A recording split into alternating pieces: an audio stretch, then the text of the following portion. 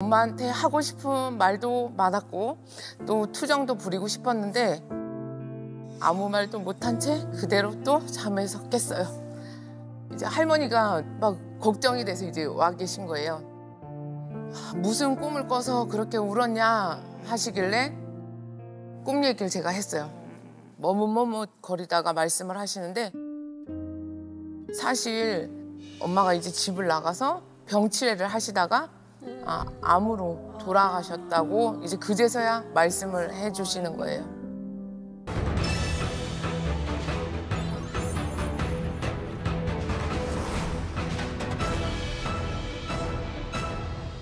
어린아이들이 간절하게 비는 소원에는 뭐가 있을까요? 어린아이? 대부분 뭐 인형 갖고 싶어요. 엄마 나랑 놀아줘. 맛있는 음식 사주세요. 뭐 이런 소원이겠죠? 네. 그런데 5살 아이는 매일 밤 이런 소원을 빌었어요. 엄마를 아프게 해주세요. 빨리 죽게 해주세요. 왜? 이 사연은 엄마를 저주하는 기도를 드렸던 제 어린 시절의 이야기입니다. 진짜로? 슬플 것 같아.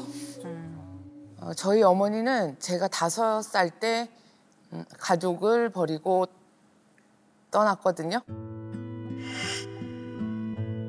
할아버지랑 할머니께서 이제 키워주시면서 안쓰러운 마음에 좋은 옷도 사주고 남들한테 기죽지 않으려고 너무나도 큰 사랑을 주셨지만 그 마음 한구석에는 원망만 쌓이더라고요.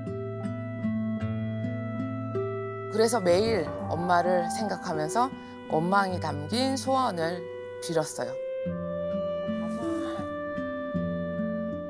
근데 이제 그럴 때마다 늘 같은 꿈을 꾸더라고요. 껌껌한 밤에 산길을 오르는데 저 멀리 곱게 차려입은 엄마가 보여요. 너무 반가워서 엄마한테 막 뛰어가는데 좀처럼 거리가 좁혀지지 않아요. 엄마! 꿈속에서 계속 엄마만 쫓아가다가 깨는 거예요. 일어나 보면 늘 눈물이 글썽글썽 울고 있는데 지금 와서 보면 내가 그리움에 사무쳐 있었구나 그런 생각이 들어요. 아이고. 그렇게 이제 오랫동안 미워하는 마음을 품은 채 힘들게 살았는데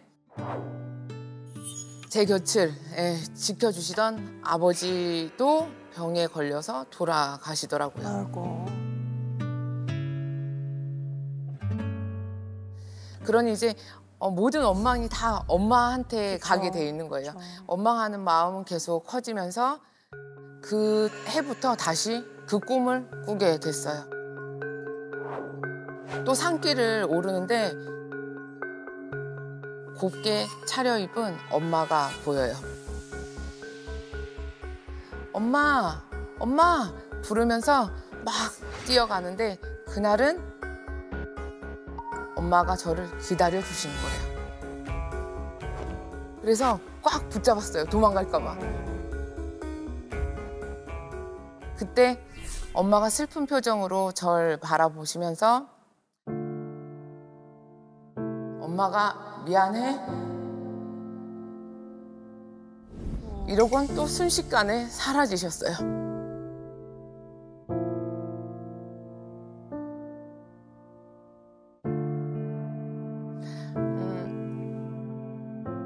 엄마한테 하고 싶은 말도 많았고 또 투정도 부리고 싶었는데 아무 말도 못한 채 그대로 또 잠에서 깼어요.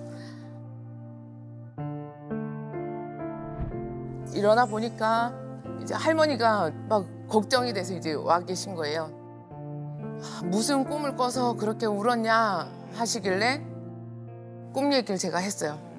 머뭇머뭇거리다가 말씀을 하시는데 사실 엄마가 이제 집을 나가서 병치레를 하시다가 암으로 돌아가셨다고 이제 그제서야 말씀을 해주시는 거예요.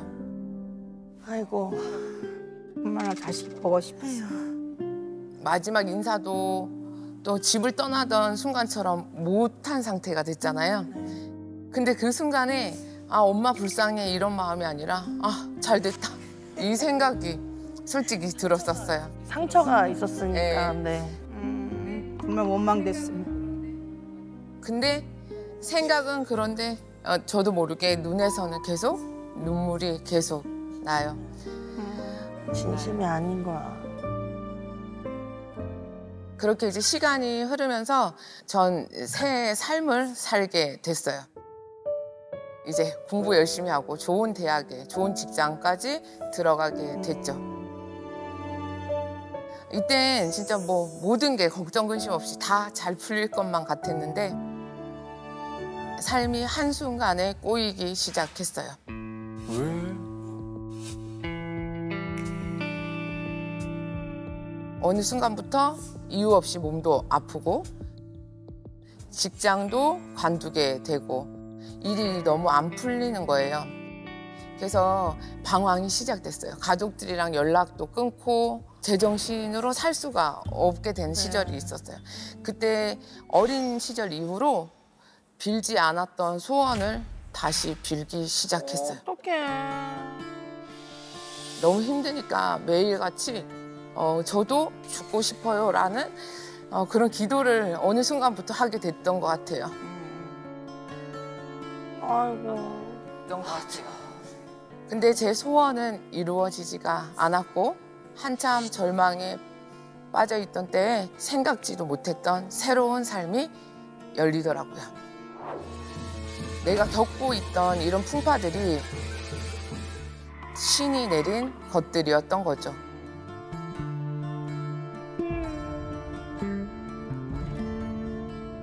나중에 신의 제자가 되고 나서 깨닫게 됐는데 제 사주가 부모님과 상극인 거예요. 그리고 부모 자식 간의 인연법이 너무 약했던 거죠. 그래서 엄마가 저희를 버리고 떠난 것도 또 부모님이 일찍 돌아가신 것도 운명이 그렇게 흘렀구나 생각이 들더라고요.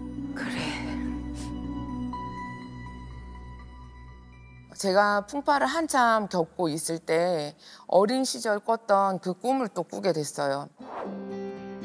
어두운 밤에 산길을 또 오르는데 저 길 너머로 부모님이 계신 거예요, 같이. 그쪽으로 이제 막 뛰어가니까 그분들께서 의미심장한 말씀을 해주셨어요. 살아생전에 못 해준 것들이 너무 많으니까 정말 미안하다. 이제 우리가 도와줄게. 잘 되라고 도와줄게. 그렇게 이제 말씀을 하셔요. 평상시에 이름 부르는 거 기억나는 게 별로 없었는데 그날은 꿈에서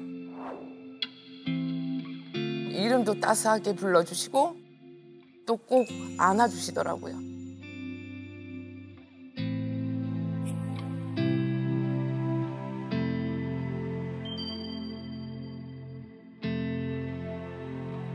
그리고 이제 나무 명패를 보여주셨어요. 부모님이 돌을 닦아서 신령님으로 제게 찾아오신 거죠.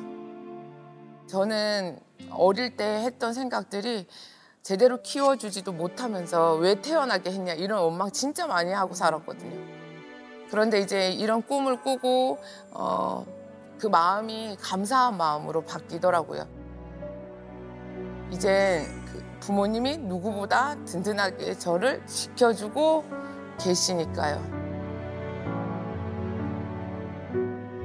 한편으로는 부모님이 이제 저랑 항상 늘 지켜주시고 또 저를 지켜보고 계시니까 누구보다 정직하게 살기 위해서 노력해야 되겠다는 생각과 함께 누군가에게 상처받고 또 미워하면서 살아가는 분들의 마음을 풀어드리고 싶다라는 생각이 들더라고요. 소원이란 건 마음의 씨앗과도 같아서 원망과 미움으로 심으면 결국 아픔으로 돌아와요. 근데 그 마음의 용서와 사랑으로 바꾸면 세상의 따뜻한 빛으로 피어나니까 좋은 마음으로 사셨으면 좋겠습니다. 아, 좋은 말씀. 아, 참 대단하십니다. 이렇게 담담하게 얘기를 하시는데, 와, 선생님 나 왜 이렇게 울려? 근데 꿈의 배경이 산길이었던 이유가 있을까요? 보통 꿈에서 산길이 나오면 산길은 삶을 의미해요. 인간의 삶을. 네, 그래서 산길 끝자락에 엄마가 보였던 이유도 내 삶에서 엄마가 가까이 있을 수 없다는 의미인 거겠죠? 부모님이 산길에서 저를 기다리고 있었던 건 앞으로 이제 명패를 받고 오신 신령님으로서 함께 한다는 의미를 담고 있어요. 이제 돌아가시고 나서 하늘의 천상에 올라가셔서 돌을 닦아서 명패를 받고 오시는 거예요. 그래서 자손을 도와줄 수 있는 힘이 생긴다. 네.